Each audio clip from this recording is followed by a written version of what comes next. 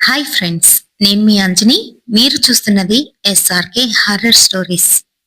New year అనేసరికి అందరికీ గుర్తొచ్చేది 31 డిసెంబర్ నైట్.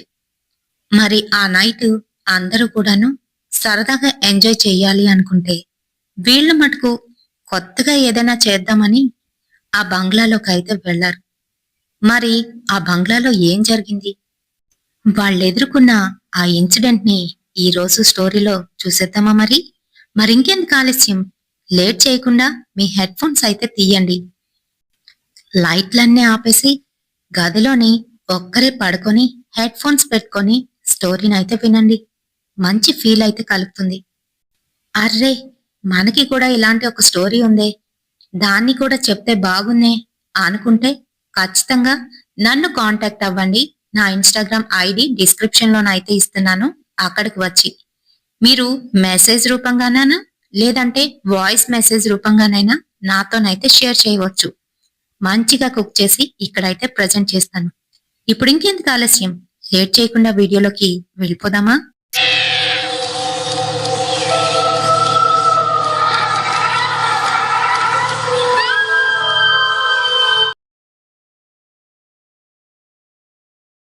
వాసు, రవి, వెంకటేష్, నవీన్, వీళ్ళు నలుగురు బెస్ట్ ఫ్రెండ్స్. వీళ్ళు ఎక్కడైనా కామ్గా ఉన్నారు అని అంటే అక్కడేదో చెడుగు పని జరుగుతూ ఉన్నట్టే. మరి వీళ్ళందరూ కూడాను ఇంటర్ సెకండ్ ఇయర్ అయితే చదువుతున్నారు. మరి ఉడుకు రక్తం, ఏది వద్దంటారో అదే చెయ్యాలనిపిస్తుంది, ఎక్కడికి వెళ్ళకూడదంటారో అక్కడికే వెళ్ళాలనిపిస్తుంది. అలానే ఉంటారేమో. అందుకే ఇంటర్మీడియట్ వాళ్ళని ఇంటర్ ఈడియట్స్ అని కూడా అంటారు. అంతే, వాళ్ళు అలానే ఉంటారు. ఆ ఏజ్ లోని ఏదైనా మేము చేసేయగలం, ఎక్కడికైనా వెళ్ళిపోగలం, ఏదైనా తట్టుకోగలం అనే స్టేజ్ లోనైతే ఉంటారు. వాళ్ళని ఒక రకంగా మనం జాగ్రత్తగానే ట్రీట్ చేయాలి. మరి అలా కాకుండా కోపంగా, భయంగా వాళ్ళకి జడిపిద్దామని చూసారో అంతే సంగతులు. సీన్ రివర్స్ అవుతుంది, ఖచ్చితంగా రివర్స్ అవుతుంది. ఇదిగో ఇలానే. మరి వాళ్ళందరూ వేరు వేరు ఊర్ల నుంచి అయితే వచ్చారు. కాలేజీ మటుకు ఒకటే. వాళ్ళ కాలేజీ వెనకాతలే ఒక పాత పడిపోయిన బిల్డింగ్ అయితే ఉంటుంది. ఇంతకు ముందు ఈ కాలేజీ కట్టక ముందు అదే కాలేజీ అంట. అందులోనే అందరూ చదువుకుండేవారంట. మరెందుకో ఏంటో తెలీదు గాని ఆ బిల్డింగ్ ని అలానే వదిలేసి అక్కడ ఒక గోడనైతే కట్టించేశాడు మా ప్రిన్సిపల్. అటుపక్కకి ఎవరు వెళ్ళకూడదని కూడా ఒక రూల్ అయితే ఉంటుంది మా కాలేజ్ వాళ్ళకి. ఇక ఫ్రంట్ సైడు మరొక గేట్ ఉండడంతోని అటుపక్క రోడ్డు కాబట్టి ఇంకా వెనక్కి వెళ్లే ఛాన్సే ఉండేది కాదు. అయితే హాస్టల్లో ఉన్న వాళ్ళకి మటుకు కాలేజీ పక్కనే ఆ హాస్టల్ ఉండడంతోని వాళ్ళకి వెనకదారంట ఆ బిల్డింగ్ అయితే కనిపిస్తూ ఉంటుంది.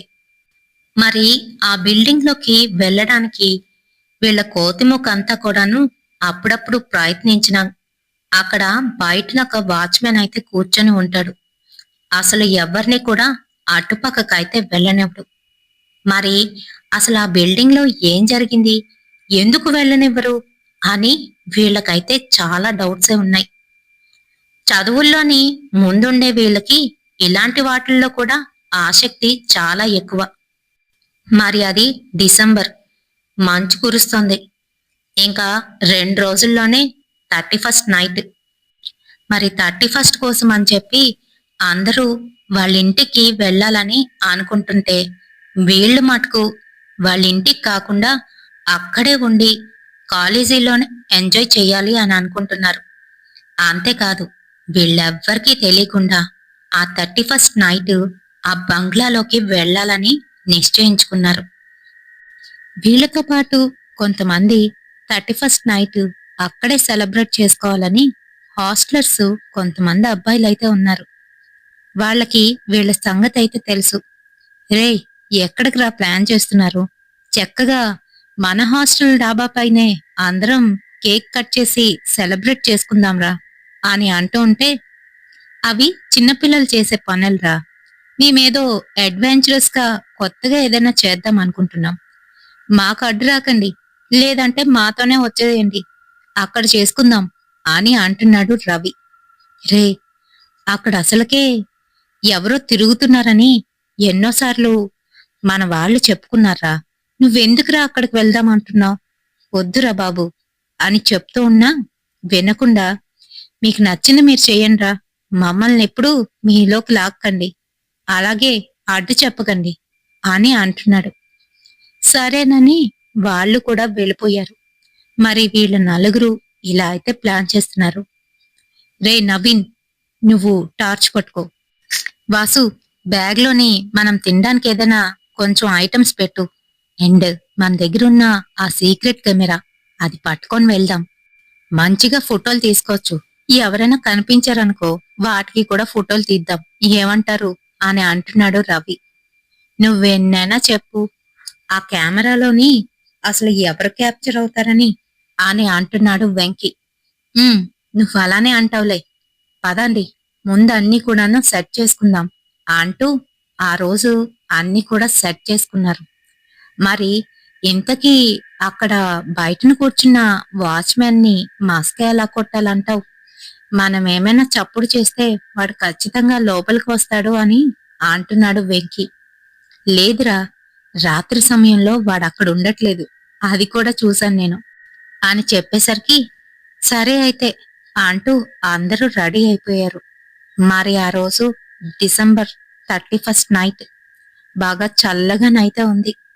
అందరూ న్యూ ఇయర్ మూడ్ లోనైతే ఉన్నారు. ఆ వైబ్స్ అప్పటికే స్టార్ట్ అయిపోయాయి. మరి వాళ్ళ హాస్టల్ బాయ్స్ అప్పటికే స్టీరియో పెట్టి అదరగొట్టేస్తున్నారు. మరి న్యూ ఇయర్ అంటే అలానే ఉంటుంది కదా. ఎవరి పనుల్లో వాళ్ళైతే ఉన్నారు. మెల్లగా వీళ్ళు నలుగురు మటుకు వాళ్ళందరి కళ్ళు కప్పి అక్కడే ఉంటున్నట్టు ఉండి ఉండి నక్కుతూ నక్కుతూ మెల్లగా ఒక 10, 10:30 అయ్యే సమయానికి అక్కడి నుంచైతే మెల్లగా జారుకున్నారు.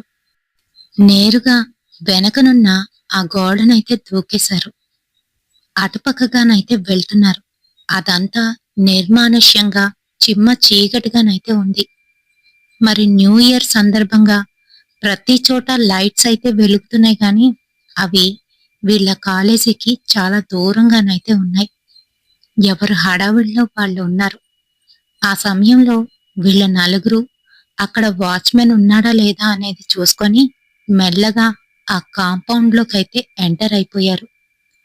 మరి ముందంతా కూడా ఒక పెద్ద మైదానం అయితే ఉంటుంది.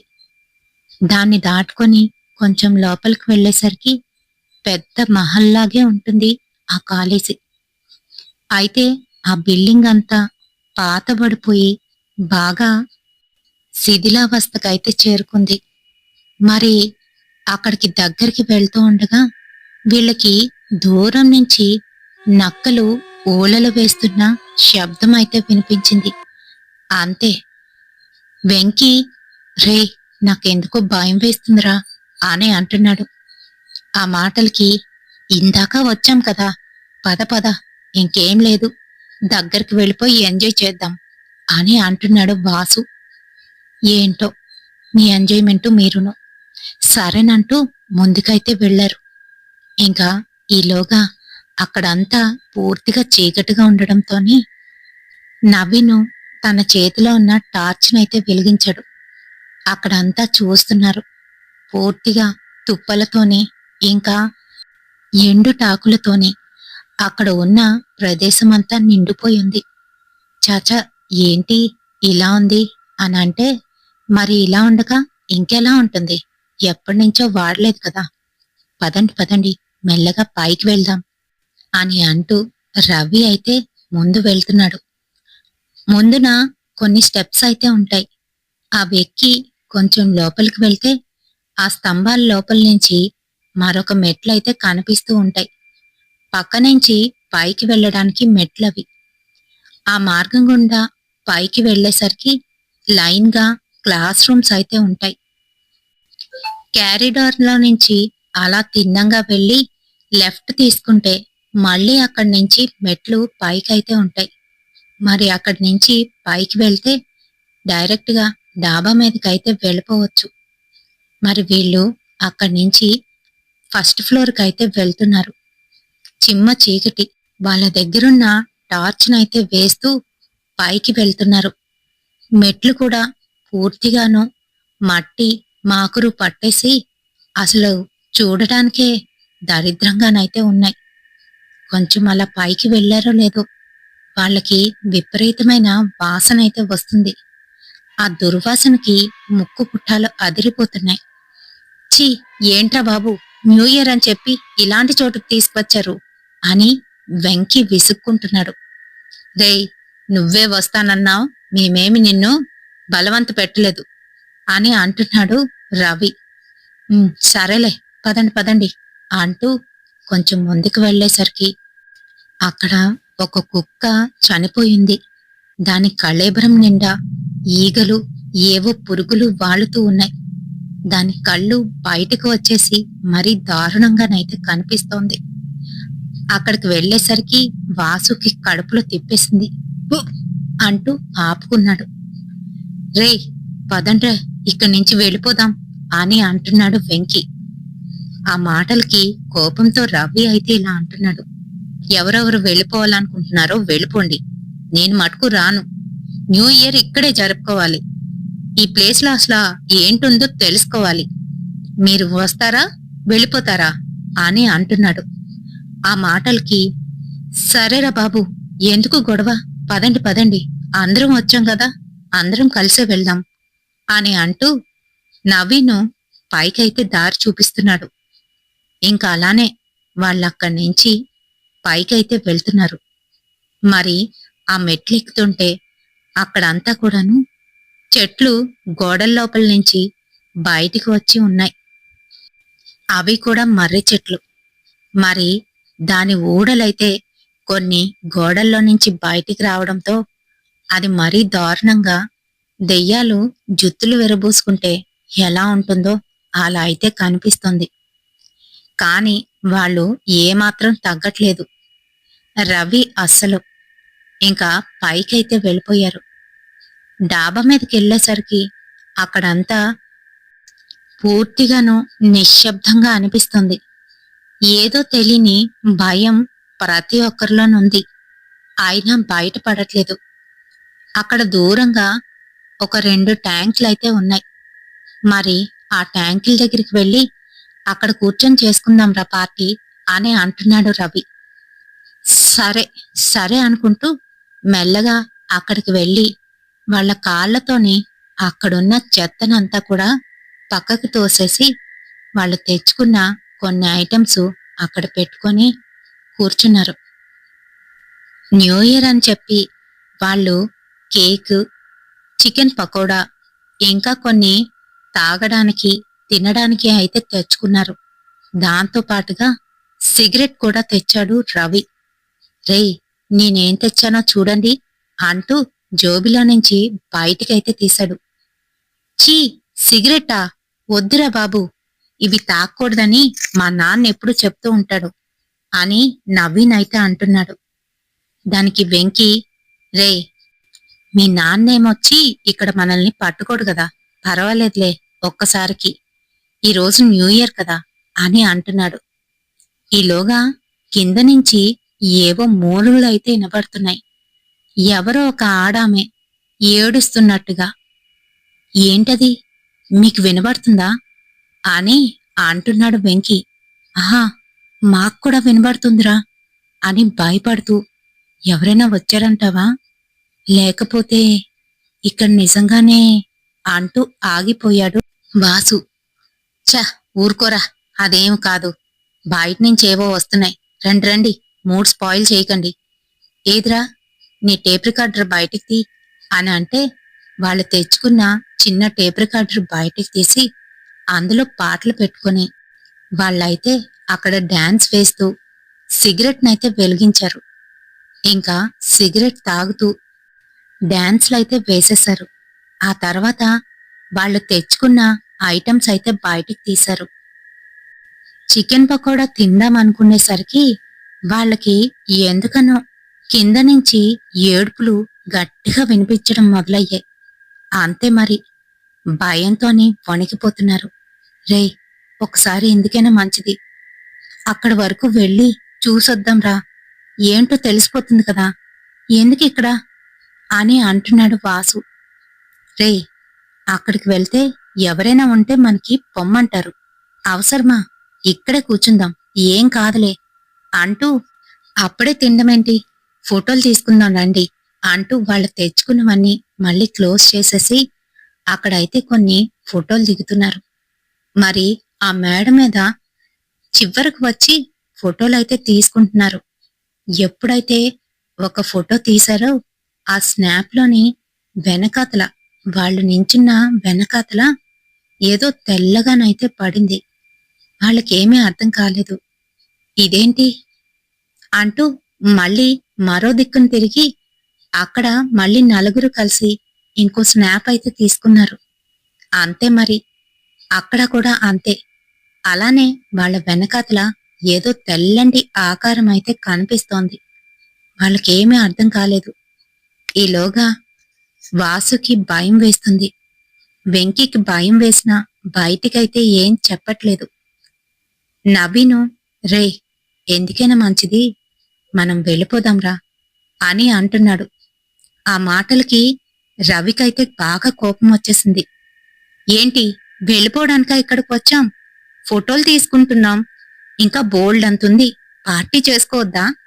ఇక్కడ ఏం లేదురా, కంగారు పడి చావకండి. ఈ కెమెరా బాలేనట్టుంది, అందుకే అలా వస్తుంది. వచ్చిందే ఒక్క అరగంట అయ్యింది, అప్పుడే వెళ్ళిపోదామంటారేంటి? ఉండండి, ఇంకా చాలా ఉంది అంటూ తానైతే వాళ్ళని ఆపేస్తున్నాడు. ఇంకా ఈలోగా ఆ బిల్డింగ్ దగ్గర కాపలా కాసే వాచ్మెన్ బయటనైతే వచ్చి కూర్చున్నాడు. అంతే, దూరం నుంచి వీళ్ళ నలుగురు అయితే చూసేశారు. వాడు తాగుతూ అక్కడే కూర్చున్నట్టుగా కనిపిస్తుంది. రే, వాడేంట్రా ఇప్పుడొచ్చాడు, రావన్నావ్ అని అంటూ ఉంటే, అవునరా, వాడు ఎప్పుడు రాడు, కానీ ఈ రోజు ఎందుకు వచ్చాడో నాకు అర్థం కావట్లేదు.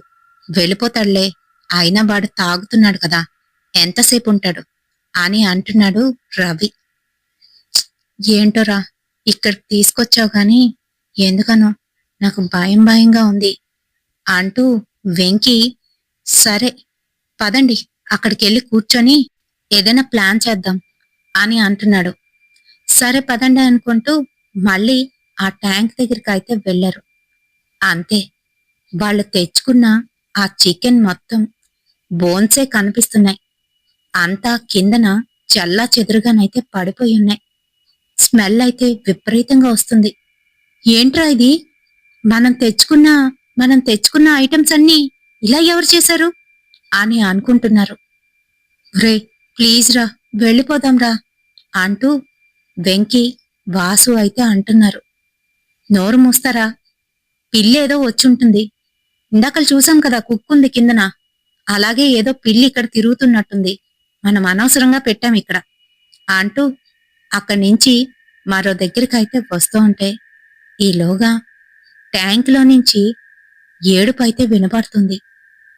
ట్యాంక్లో ఎవరున్నారు, ఎవరు ఏడుస్తున్నారలా, ఎవరది అని గట్టిగా భయపడుతూనే అడుగుతున్నాడు వెంకీ. ఇంకా ఏడుపు గట్టిగానైతే రావడం మొదలైంది. అంతే, వీళ్ళకి కిందన తడిచిపోయింది. పరుగులంకించి కింద ఫ్లోర్కైతే వచ్చారు. అంతే, ఆ ఫ్లోర్ దగ్గర కిందకు వెళ్లాల్సిన దారైతే కనిపించడం లేదు. కంప్లీట్గా క్లోజ్డ్గా ఉంది. అంతేకాదు, ఇందాకలా వచ్చిన వే అయితే కాదది. వాళ్ళకేమీ అర్థం కావట్లేదు. రే, ఏంట్రా ఇది, ఎలారా కిందకు వెళ్ళేది అని భయపడిపోతున్నారు. ఈలోగా పైనుంచి ఆ ఏడుపు వీళ్ళ దగ్గరకు వస్తున్నట్టుగానైతే అనిపిస్తుంది. అంతే మరి, వెంకీ, వాసు గట్టిగట్టిగా అరవడం మొదలుపెట్టారు. రేయ్, ఆపండ్రా, మనం ఇక్కడున్నామని ఎవరికైనా తెలిసిందా అంతే సంగతులు అంటూ వాళ్ళిద్దరి నోర్లు మూయించి, నా వెనకతలే రండి అంటూ రవి, నవీన్ ముందునైతే వెళ్తున్నారు. వాళ్ళ వెనకాతలే వెళ్తున్న వాసు, వెంకీ ఏం మాట్లాడకుండా అలానే వాళ్ళని ఫాలో అవుతున్నారు. పైకి వెళ్లి చూస్తే అక్కడ ఏడుపు లేదు, ఎవరూ కనిపించలేదు. చూసారా, అంతా మీ భ్రమ, ఇక్కడ ఏమీ లేదు. పదండి, ఇంకో దగ్గర నుంచి ఏదైనా ఉందేమో చూద్దాం అని అంటూ ఉంటే వెనకాతలే ఉన్న వాసు నవీన్ చెయ్యిని గట్టిగానైతే పట్టుకున్నాడు. రేయ్, వదల్రా అని విడిపించుకుంటూ తన మొహం కేసి చూసేసరికి వాసు కళ్ళు తెల్లబడిపోయాయి. నల్లగుడ్డు కనిపించడం లేదు. తన కాసి కోపంగా చూస్తూ అరుస్తున్నాడు. అంతే మరి, భయంతో గజగజ వణికిపోయాడు నవీన్. ఈలోగా పైనుంచి మళ్ళీ అదే ఏడుపు, అదే అరుపు. అంతే మరి, కిందకి పరిగెట్టుకుంటూ వస్తుంటే అక్కడ ఉన్న వాసు మటుకు కదలకుండా అటుపక్కే తిరిగి చూస్తున్నాడు. వాసు చెయ్యి గట్టిగా పట్టుకొని కిందకైతే లాక్కొచ్చేశారు. కిందనున్న ఆ కుక్క కళేబరం ఇప్పుడు కనిపించడం లేదు. ఏమైంది అనుకున్నారు. ఆయన అవేమీ పట్టించుకోకుండా గబగబా కిందకైతే దిగిపోయారు.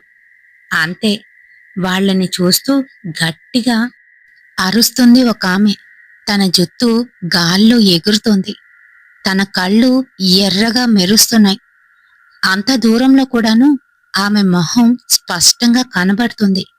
అంతేకాదు, బిల్డింగ్ పైన మేడ మీద ఉన్నప్పటికీ కూడాను తన ఆకారం అతి పెద్దదిగా చేసుకొని వీళ్ళని చూస్తూ గట్టిగా అరిచేసరికి అక్కడే కళ్ళు తిరిగి పడిపోయారు వాసు, వెంకీ.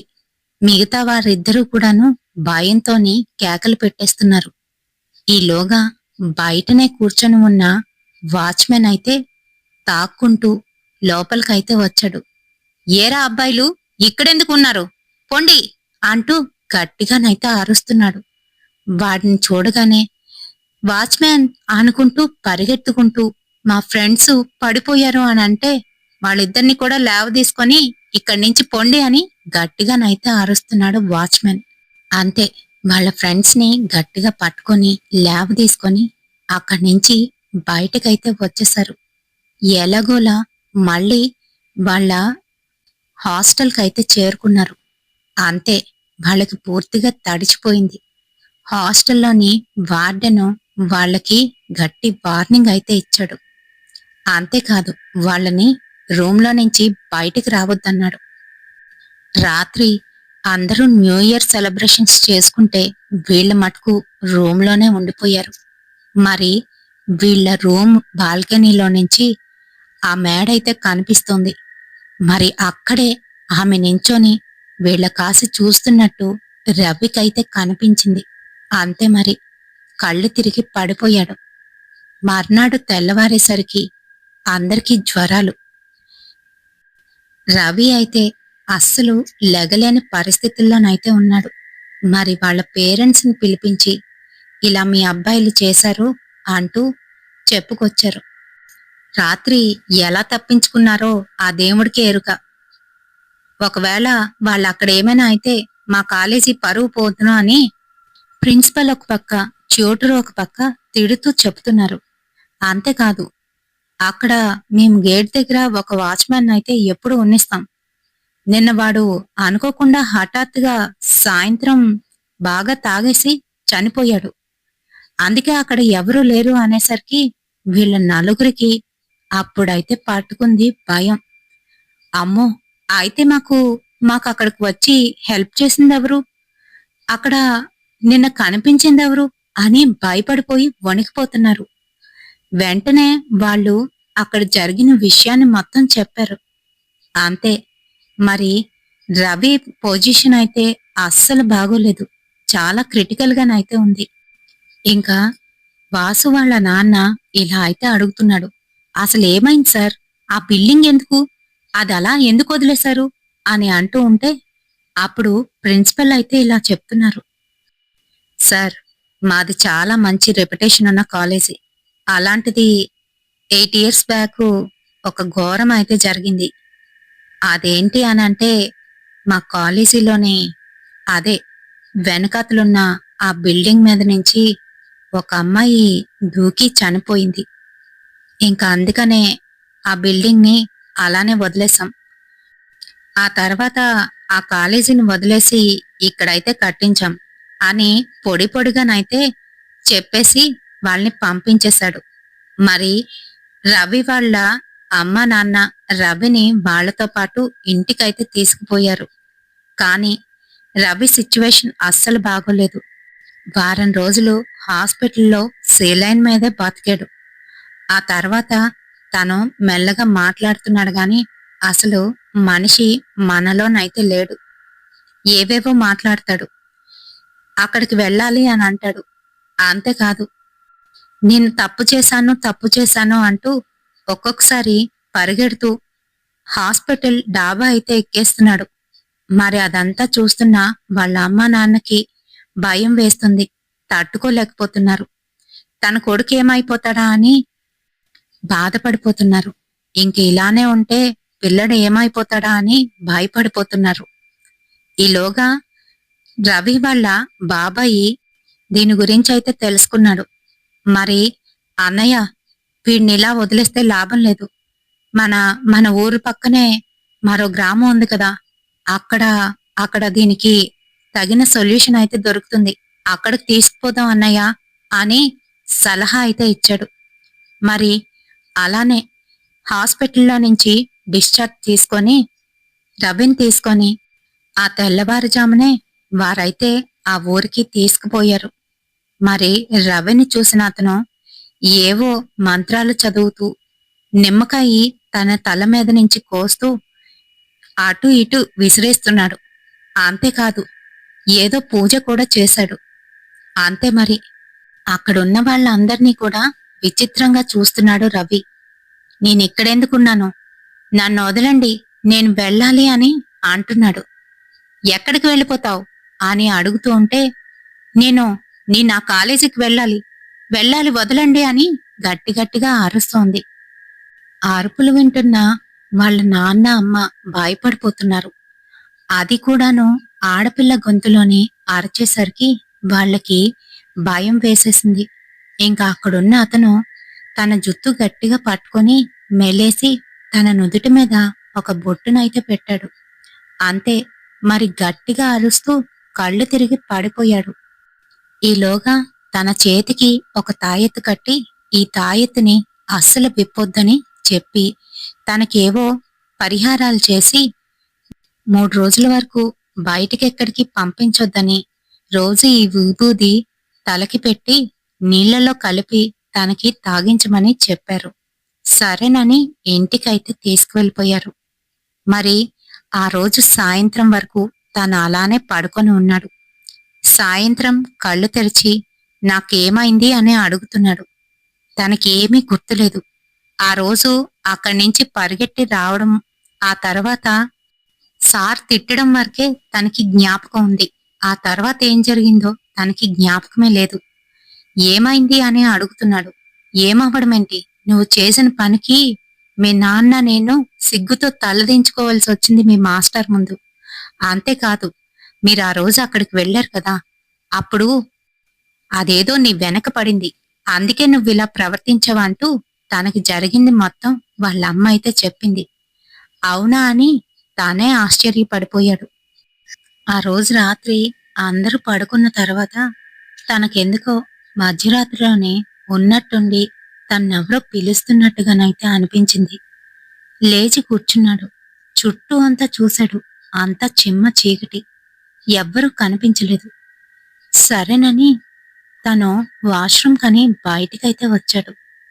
ఆ సమయంలోనే వాళ్ళ కాంపౌండ్ వాల్ మీద ఎవరో కూర్చొని తన్నే పిలుస్తున్నట్టుగానైతే కనిపించింది. చూసేసరికి అదే అమ్మాయి జుత్తు విరబూసుకొని తన్నైతే రమ్మని పిలుస్తోంది. రా, మేడెక్కు, మేడెక్కి దూకేయ్ అని చెబుతోంది. కాని తన మటుకు భయపడిపోతూ అలానే వెనక్కైతే పరిగెట్టాడు. ఇంకా లోపలికి వెళ్లి గట్టిగట్టిగా అరిచేస్తున్నాడు. ఏమైంది అని అడుగుతూ ఉంటే ఏమీ సమాధానం అయితే చెప్పలేకపోతున్నాడు. భయపడిపోతున్నాడు, వణుకుతున్నాడు. ఇంకా వాళ్ళ అమ్మ నాన్నకి అర్థమైపోయింది. మర్నాడే మళ్ళీ అతని దగ్గరికి తీసుకువెళ్ళి ఇలా జరిగిందంట అంటూ తనకు జరిగిన విషయాన్నైతే చెప్పారు. "ఉమ్, కన్నెపిల్ల ఆత్మ. పైగా ఎన్నో సంవత్సరాల తర్వాత మీ వాళ్ళు అక్కడికి వెళ్ళి మళ్ళీ దాన్ని నిద్రలేపినట్టుగా అయ్యింది. అయితే మరి తన కోర్కెలు తీరక చనిపోవడంతో తనలా అయితే మారిపోయింది. ఈ సమస్యకి మనం ఇక్కడుండి పరిష్కారం అయితే చెప్పలేము. అక్కడికే వెళ్ళి మనం పరిష్కారం అయితే చెయ్యాలి" అని అంటున్నాడు. "ఎక్కడికి స్వామి?" అని అంటే, "అదే ఆ పాడైపడిపోయిన బిల్డింగ్ దగ్గరికి అయితే వెళ్లాల్సి ఉంటుంది. అక్కడ మళ్ళీ పూజలు చెయ్యాల్సి ఉంటుంది" అని చెప్తున్నాడు. అది విన్న వాళ్ళకి భయం పుట్టుకొచ్చింది. "అమ్మో! మళ్ళీ అక్కడికా?" అని అంటున్నారు. "కానీ వెళ్ళక తప్పదు. అక్కడికి వెళ్తేనే మీకు పరిష్కారం లభిస్తుంది" అనడంతోనే ఇంక తప్పక వాళ్ళైతే మళ్ళీ ఆ కాలేజీ దగ్గరికైతే వచ్చారు. మరి ప్రిన్సిపల్ సార్‌ని పర్మిషన్ అడగడం కోసం ఆయనేమో ఇష్టం వచ్చినట్టుగా తిట్టడం మొదలుపెట్టాడు. "అదేంటండి, మీకు ముందే చెప్పానుగా, మాది చాలా రెప్యుటేషన్ ఉన్న కాలేజీ. మీరిలాంటి పనులన్నీ చేస్తే బయటన మా గురించి ఏమనుకుంటారు? అయినా మీ అబ్బాయికి బాగోపోతే అది కాలేజీ వల్లనో, లేపోతే అక్కడ పడి చనిపోయిన అమ్మాయి వల్లనో అవుతుందా?" అని ఇష్టమొచ్చినట్లుగా మాట్లాడుతుంటే, అప్పుడు రవిని పట్టి పీడిస్తున్న ఆత్మని వదిలించడానికి వచ్చిన ఆయన ఇలా అయితే చెప్తున్నాడు. "ఇదిగో మాస్టర్ గారు, మీరు వద్దని చెప్తున్నారు. కానీ అలా చేయడం వల్ల మీకే మంచిది. మీ పాత బిల్డింగు ఏదైతే ఉందో అది దానికి ఆవాసంగా చేసుకొని ఆ అమ్మాయి అక్కడే ఏళ్ల తరబడి ఉండిపోతుంది. ఆ అమ్మాయికి విముక్తి కలిగిందంటే మీరు మళ్ళీ ఆ బిల్డింగ్ లో యథావిధిగా మీ కాలేజీని అయితే పెట్టుకోవచ్చు" అని చెప్తున్నాడు. ఇంకా ఆ మాటలకి కొంచెంగానైతే తగ్గాడు ప్రిన్సిపల్. "అసలు అక్కడ ఏం జరిగింది? ఎందుకు ఇలా అయ్యింది?" అని అతను అడిగేసరికి అప్పుడైతే ప్రిన్సిపల్ ఏం మాట్లాడకుండా పక్కనున్న ట్యూటర్ కాస అయితే చూస్తున్నాడు. అప్పుడు ఆ ట్యూటరు ఇలా అయితే చెప్తున్నాడు. "అది 8 సంవత్సరాల క్రితం ఇక్కడ మా డిగ్రీ కాలేజీ అయితే ఉండేది. డిగ్రీ ఫైనల్ ఇయర్ చదువుతున్న రాజు, స్రవంతి ఇద్దరు లవ్ చేసుకుంటున్నారు. మాకు ఆ సంగతి అయితే తెలీదు. ఆ రోజు క్లాసెస్ అయిపోయిన తర్వాత అందరూ వెళ్ళిపోవడంతో సార్లు మాత్రమే కిందనైతే ఉన్నారు. మరి ఆ సమయంలో వాళ్ళిద్దరూ డాబా మీద కూర్చొని ఏదో మాట్లాడుకుంటుండగా అక్కడికి ఫిజిక్స్ సార్ అయితే వెళ్లారు. ఇంకా ఆయన వాళ్ళిద్దరిని అలా చూసి చెడామెడా తిట్టేసి వాళ్ళని కిందకొచ్చేయమని చెప్పాడు. అంతేకాదు, ఆ రోజు నుంచి అతను ఎవ్వరికీ తెలియకుండా ఆమెతోని అసభ్యకరంగా మాట్లాడడం మొదలుపెట్టాడు. అంతేకాదు, నువ్వు గనక నేను చెప్పింది చేయకపోతే ఈ విషయాన్ని అందరికీ చెప్పేస్తాను, ముఖ్యంగా మీ ఇంట్లో వాళ్ళకి. ఆ తర్వాత నీ ఇష్టమని బెదిరించడం మొదలుపెట్టాడు. అలా పాపం నెల రోజులయిన తర్వాత ఆ అమ్మాయి ఒకరోజు కాలేజీ పై ఫ్లోర్ మీదకి వెళ్ళి అక్కడి నుంచి దూకేసింది. అంతే. ఆ తర్వాతే ఈ విషయాలన్నీ బయటకొచ్చాయి. వాడిని సస్పెండ్ చేశాం. కానీ తను చనిపోయిన దగ్గర నుంచి అందరికీ కనిపించడం మొదలయ్యింది. అంతేకాదు, పిల్లలు భయపడిపోవడం, వాళ్ళకి పట్టడం, వాళ్ళు కూడా అలానే కాలేజీ బిల్డింగ్ ఎక్కి చనిపోతామని బెదిరించడం, ఇలా రకరకాలు జరుగుతుండడంతో మేము ఆ కాలేజీని వదిలి ఈ కాలేజీకి అయితే షిఫ్ట్ అయిపోయాము అని చెప్పారు. అంతే మరి. ఆ సంగతి తెలుసుకున్న ఆయన అక్కడ చేయవలసిన పరిహారాలు అవి చేసి ఆ అమ్మాయి ఆత్మకి విముక్తి కలిగేటట్టు చేశాడు. అంతే. ఆ తర్వాత నుంచి తనైతే కనిపించలేదు. మరి ఈ కాలేజీ గురించి రహస్యంగా ఉంచాలి. అందుకనే బయటికైతే చెప్పట్లేదండి. చాలా దారుణం కదా! కొంతమంది సార్లని చెప్పుకోవడానికి కూడా సిగ్గుచేటు.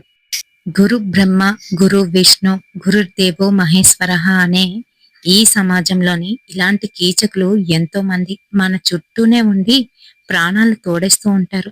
అయితే మంచిగా మంచి వృత్తిలోనే ఉన్న వీళ్ళకి ఇలాంటి ఆలోచనలు ఎందుకు వస్తున్నాయో మరి అయితే అర్థం కావట్లేదు. మరి ఈ వీడియో మీ అందరికీ కూడా నచ్చుతుందని అనుకుంటున్నాను. వీడియో నచ్చితే తప్పకుండా ఒక లైక్ అయితే వేయండి. షేర్ చేయండి మీ ఫ్రెండ్స్ అండ్ ఫ్యామిలీ మెంబర్స్‌కి. అలాగే హైప్ ఇవ్వడం అస్సలు మర్చిపోవద్దు. మరి లాస్ట్ వీడియోకి మనకు వచ్చిన కామెంట్స్ ఎక్కడి నుంచి వచ్చాయి, ఎవరి దగ్గర నుంచి వచ్చాయి అనేది చూసేద్దామా మరి?